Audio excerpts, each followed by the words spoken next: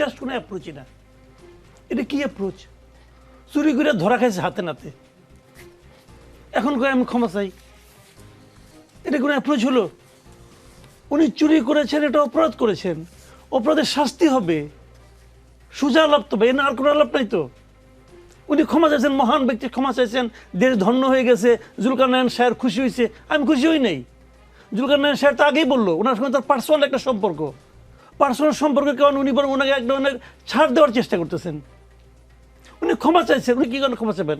অন্যায় কি উনি করছেন? ওনার বাপ করছে, ওনার পিতা অন্যায় করছে, উনি তো অন্যায় করেন নাই, উনি ক্ষমা চাবেন কেন? বাপের এই পুত্রের ক্ষমা চাইলে ক্ষমা হয়? আল্লাহর কাছে হবে?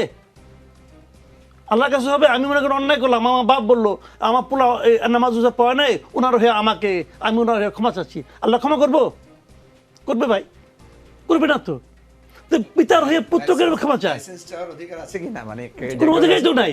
বিষয়টা হলো কি, ওই ভদ্রলোক একটা হাই স্কুলের টিচার, হেডমাস্টার। দেখেন আমি কতগুলো পয়েন্ট বলি আপনাকে, এগুলো মাথায় রাখতে হবে। আমরা করে কি প্রথমে ধরে নিই উনি একজন মহান ব্যক্তি, অতএব মহান ব্যক্তি আমার কাছে ক্ষমা চাইছে, অতএব আমি ধন্য হয়ে গেছি। নো, উনি মহান ব্যক্তি না, উনি আমার সেবা করার জন্য দায়িত্ব নিয়ে ওখানে গিয়েছেন, আমার সেবা করার দায়িত্ব নিয়ে ওখানে গিয়েছেন। উনি আমার কাছে মহান ব্যক্তি না, আমি ওনার কাছে মহান ব্যক্তি যে আমি ওনাকে সেবা করার দায়িত্ব দিয়েছি। জিনিসটাকে এভাবে দেখতে হবে, না দেখলে হবে। ওনার ভাবভঙ্গি সেরকম মনে হয় না। আমি আওয়ামী লীগের আমলে এই প্রশ্ন নিয়ে করতাম, আমি আওয়ামী লীগের মন্ত্রীতে বলতাম আপনি মাননীয় মন্ত্রী না, আপনি আমাদের সেবক, আপনি আমার সেবা করার প্রতিশ্রুতি দিয়েছেন, কেবল অঙ্গীকার করেছেন, তারপর আপনি ওখানে গিয়েছেন।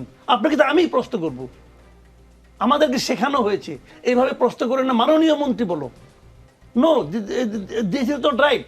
আসিফ মাহমুদের এটার মাধ্যমে একটা নতুন ধরনের উদাহরণ তো তৈরি করেছেন। আসিফের কাজ প্রশংসনীয়। নো, আমি তা মনে করি না যে আসিফের এই কাজটা প্রশংসনীয়। আসিফ একটা নতুন নমুনা তৈরি করেছে, এই জায়গাটাতে আমার মনে হয়েছে উনি আসিফকে এক ধরনের ছাড় দেওয়ার চেষ্টা করছেন, আমি তো মনে করি না। আপনি দেখেন একটা স্কুলের হেডমাস্টার, উনি বোঝেন না যে কনফ্লিক্ট অফ ইন্টারেস্ট কি, এর যে ভয়াবহ তথ্য কি হতে পারে। উনি তো স্কুলের, উনি তো সবচেয়ে আগে বুঝবেন, কারণ ওনার পুত্র ওই স্কুলের স্টুডেন্ট হতে পারে। তো তার যখন খাতাটা উনি দেখবেন, উনি টের পাবেন না যে কনফ্লিক্ট অফ ইন্টারেস্ট কি বলে। তো উনি দিলে সবার আগে বুঝবেন, বুঝে উনি আমাদেরকে বোঝাবেন এটা হলো কনফ্লিক্ট অফ ইন্টারেস্ট। দেখেন, যদি বিষয়টা প্রকাশ না পেত তাহলে কি হতো? কোনো আলোচনাই হতো না, আসিফ মাহমুদ এই স্ট্যাটাসও দিতেন না। কি বলা হয়েছে, ওনার বাবা কি বলেছে, বাবার কি কথা উনি বলেছেন যে একজন ঠিকাদার কাজ পাওয়ার সুবিধার্থে ওনাকে ভুল বুঝিয়ে এই লাইসেন্সটা করিয়েছে, বলেছেন তো। অর্থটা কি? অর্থটা হলো ওই ঠিকাদার কাজ পেত না, ওর বাপকে সামনে নিয়ে গেছে ঢাল হিসাবে, এটা দেখে ইঞ্জিনিয়ার তাকে কাজ দিয়ে দিবে, তারপরে কাজটা যেন যেনভাবে করবে, কাজটা করবে, ওইভাবে ইন্সপেকশনও হবে না, বিল পাইতেও কোনো সমস্যা হবে না, এই সবগুলি স্টেপ হবে, আর তার কিছুই আসিফ মাহমুদ জানবেন না, এটা হয় না।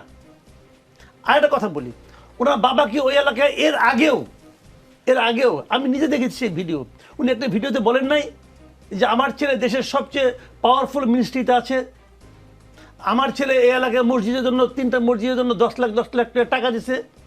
এটা ভিডিও আমি নিজে দেখছি। বাদ দেন ওইটা, কয়েকদিন আগে ওখানে এনসিপির একটা মিটিং হয়েছে ওই মুরাদনগরে, সেই আমি কালবেলা পত্রিকা সেই দেখলাম, একটা পোস্টার দেখলাম, সেই পোস্টারে এনসিপির মিটিংয়ে প্রধান অতিথিকে বিল্লাল হোসেন। কোন যোগ্যতায়, সে কি এনসিপি করেন না, উনি একটা স্কুলের হেডমাস্টার। কিন্তু একটা স্কুলের হেডমাস্টার কিভাবে, একটা ফুল টাইম জব, কিন্তু এটা স্কুলের হেডমাস্টার কিন্তু ফুল টাইম জব। ম্যাথমেটিক্সের টিচার কিছুক্ষণ চাকরি করে, তারপরে যে প্রাইভেট পড়ায়, হেডমাস্টার ধরে ভাই পুরো স্কুল ওনার দায়িত্বে, কিন্তু উনি গেছে ঠিকাদারি করতে। এগুলো পাবলিকে যাক, যে বলছিলাম এনসিপির মিটিংয়ে উনি গেছেন হলো চিফ গেস্ট হয়ে। আসিফ মাহমুদকে এনসিপি করেন না, এনসিপিকে আসিফ মাহমুদের দায়িত্ব নেয় না। তাহলে আসিফ মাহমুদের বাবা ওখানে চিফ গেস্ট হয়ে গেছে, এটা আসিফ মাহমুদ জানে না? বাবাকে তো বলতে পারতো তোমার এটা যাওয়া ঠিক হয় না, তুমি কি কারণে যাচ্ছ। আসিফ মাহমুদ বাবাকে বলে নাই আপনারা চাইলে আমার ছেলে এখান থেকে ইলেকশন করবে?